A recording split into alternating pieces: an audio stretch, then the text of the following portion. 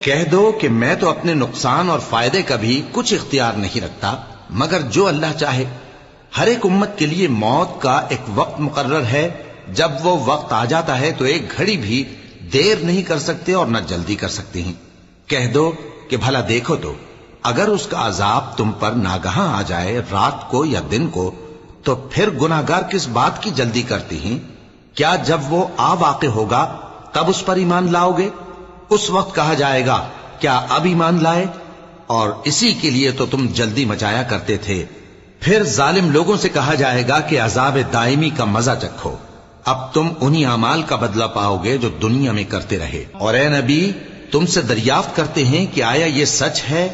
کہہ دو ہاں میرے رب کی قسم یہ سچ ہے، اور تم بھاگ کر اللہ کو عاجز نہیں کر سکو گے۔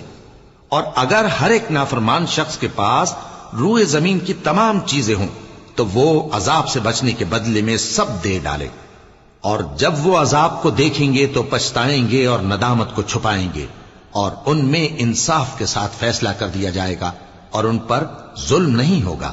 سن رکھو کہ جو کچھ آسمانوں اور زمین میں ہے سب اللہ ہی کا ہے۔ سن رکھو کہ اللہ کا وعدہ سچا ہے، لیکن اکثر لوگ نہیں جانتے۔ وہی جان بخشتا اور وہی موت دیتا ہے، اور تم لوگ اسی کی طرف لوٹ کر جاؤ گے۔